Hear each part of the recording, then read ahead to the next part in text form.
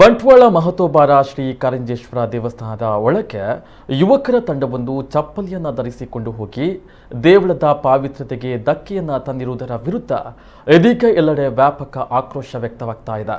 ಆರೋಪಿಗಳನ್ನು ಕೂಡಲೇ ಬಂಧಿಸಬೇಕೆಂಬ ಆಗ್ರಹ ಎಲ್ಲೆಡೆ ಕೇಳಿ ಬರ್ತಾ ಇದೆ. ಇನ್ನು ಕ್ಷೇತ್ರದ ಪಾವಿತ್ರತೆಗೆ ಧಕ್ಕೆ ತಂದಿರುವುದು ನೋವಿನ ವಿಚಾರವಾಗಿದ್ದು, ಈ ಬಗ್ಗೆ ಆರೋಪಿಗಳನ್ನು ಶೀಘ್ರವೇ ಬಂಧಿಸಲು ಪೊಲೀಸ್ ಇಲಾಖೆಗೆ ಸೂಚನೆಯನ್ನ ನೀಡಲಾಗಿದೆ ಎಂದು ಶಾಸಕ ರಾಜೇಶ್ ನಾಯ್ಕ ಉಳಿಪಾಡಿ ಗುತ್ತು ಹೇಳಿದ್ದಾರೆ. ಇತಿಹಾಸ ಪ್ರಸಿದ್ಧ ಬಂಟ್ವಾಳ ತಾಲೂಕಿನ ಶ್ರೀ ಕಾರಿಂಜೇಶ್ವರ ದೇವಸ್ಥಾನದ ಅಂಗಣಕ್ಕೆ ಅನ್ಯ ಧರ್ಮದ ಯುವಕರ ಗುಂಪು ಪ್ರವೇಶಿಸಿ ದೇವಸ್ಥಾನದ ಪಾವಿತ್ರತೆಗೆ ಧಕ್ಕೆ ತಂದಿರುವುದು ಅಲ್ಲದೆ ದೇವಸ್ಥಾನದ ವಠಾರದಲ್ಲಿ ವಿಕೃತಿಯನ್ನ ಮೆರೆದ ವಿಡಿಯೋ ಸಾಮಾಜಿಕ ಜಾಲತಾಣದಲ್ಲಿ ಹರಿದಾಡಿದೆ. ಇಂತಹ ಪ್ರಕರಣಗಳು ಮತ್ತೆ ಮರುಕಳಿಸದಂತೆ ಹಾಗೂ ಘಟನೆಯನ್ನ ಗಂಭೀರವಾಗಿ ಪರಿಗಣಿಸುವಂತೆ ಅವರು ಪೊಲೀಸ್ ಇಲಾಖೆಯನ್ನ ಆಗ್ರಹಪಡಿಸಿದ್ದಾರೆ. ಪುಂಜಲಕಟ್ಟೆ ಪೊಲೀಸ್ ಠಾಣೆಗೆ ಈಗಾಗಲೇ ಮನವಿಯನ್ನ ಸಲ್ಲಿಸಲಾಗಿದೆ. ವ್ಯವಸ್ಥಾಪನಾ ಸಮಿತಿಯ ಸದಸ್ಯರಾದ ಪ್ರವೀಣ್ ಪೂಜಾರಿ ಪಡೆಂತರ ಬೆಟ್ಟು, ಕಾವಳ ಮುಡೂರು ಗ್ರಾಮ ಪಂಚಾಯತ್ ಉಪಾಧ್ಯಕ್ಷರು ಅಜಿತ್ ಶೆಟ್ಟಿ ಕಾರಿಂಜ, ದೇವಸ್ಥಾನದ ಮ್ಯಾನೇಜರ್ ವಿನಯ್ ಕುಮಾರ್ ಎ, ಶರ್ಮಿತ್ ಜೈನ್ ಕಾರಿಂಜ ಮೊದಲಾದವರು ಠಾಣೆಗೆ ತೆರಳಿ ಕ್ರಮವನ್ನ ಕೈಗೊಳ್ಳುವಂತೆ ಮನವಿಯನ್ನ ಸಲ್ಲಿಸಿದ್ದಾರೆ.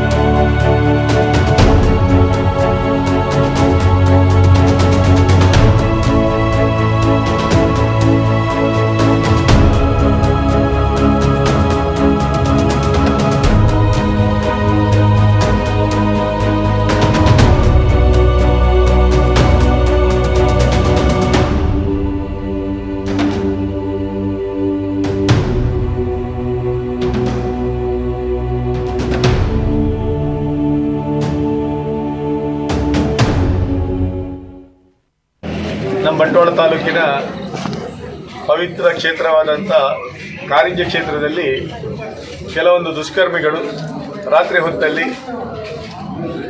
ಅಲ್ಲಿ ದೇವಸ್ಥಾನದ ವಠಾರಕ್ಕೆ ನುಗ್ಗಿ ಗರ್ಭಗುಡಿಯ ಹತ್ತಿರದಲ್ಲಿ ಕೆಲವೊಂದು ಚೇಷ್ಟೆಗಳನ್ನು ಮಾಡಿ